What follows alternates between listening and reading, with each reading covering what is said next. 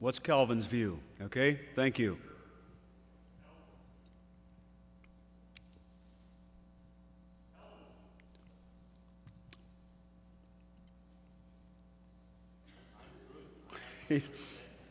What's Calvin's view? Prof, I don't intend to take that up. Let's have Prof. Englishman answer it. That's what you get for keeping silent. John Calvin taught justification by faith alone, which is justification in time and history and in the experience of the child of God. So far as I know, Calvin did not address the issue of eternal justification. That was a formulation of an aspect of the doctrine of justification that comes later in the Reformed tradition. So much for the question, what did Calvin teach?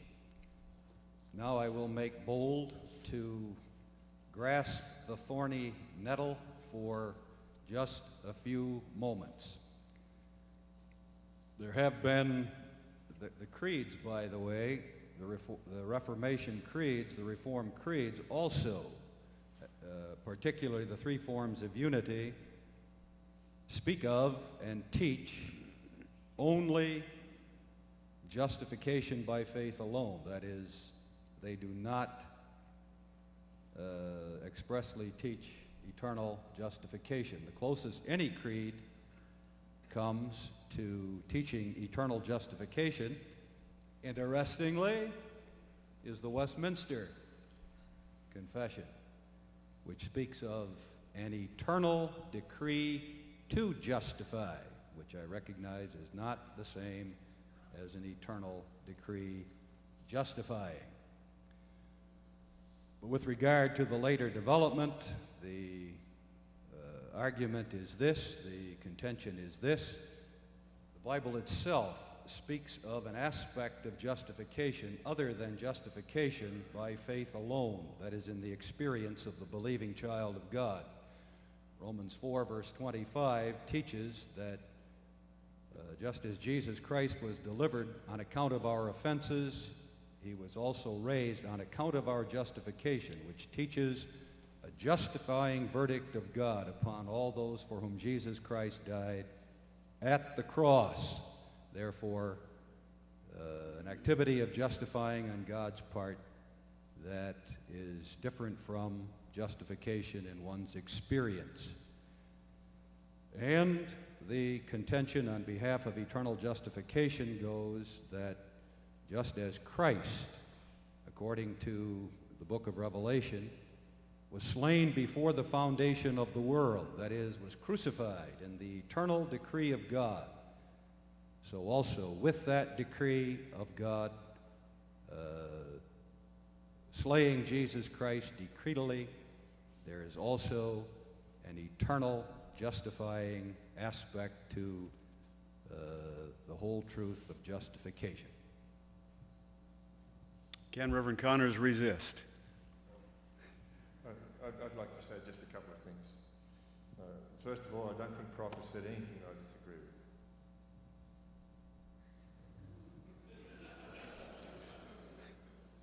But there are some aspects to it that I think could profitably be discussed at more length. Just the relation between the decree and the cross and justification by faith. And I personally would see a distinction that needs to be made in justification by faith. I think personally there are two aspects to that. The first one is that justification is an act of God imputing righteousness upon union with Christ. That's where I would see actual justification taking place. When according to the eternal decree, God has brought to fruition that decree in the uniting of the soul to Jesus Christ, so that the gift of faith, the habitus of faith, which is simply a gift of God, and is not a work of man in any way, is that upon which God justifies the soul. And then I would see a further element, so that as that soul being born again and justified is brought under the preaching of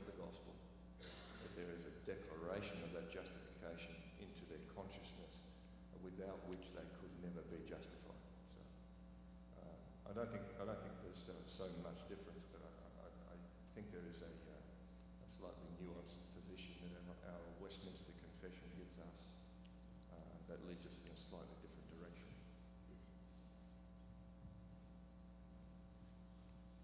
Now you know why Reverend Stewart took the safe position.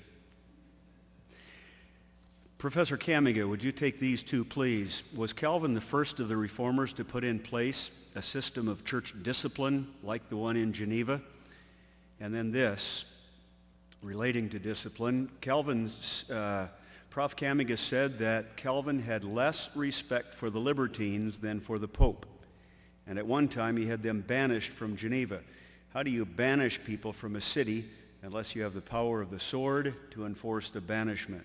So first the general question about discipline, and then the matter of banishing the libertines. There was no city after Calvin had established himself the second time in Geneva that was quite like Geneva in all the Reformed church world of that day. Now, contributing to that was the fact that Geneva was an independent city, and its independence, largely independent at least, made it possible for Calvin to accomplish what he did after great struggle in Geneva. There were other cities modeled after Geneva, and certainly the work of Bucer and Strasbourg was very much the same effort, had the same goal as Calvin's work in Geneva, and more than one of us have pointed out the influence that Bucer had on Calvin. I think that's sufficient. Professor Dykstra. Could also point out that discipline was rigorous as well in Strasbourg, and that's why one of the reasons why he had success with the Anabaptists there, who complained about godlessness that they saw in some Reformed churches. Calvin's church had good discipline. The other thing about Geneva is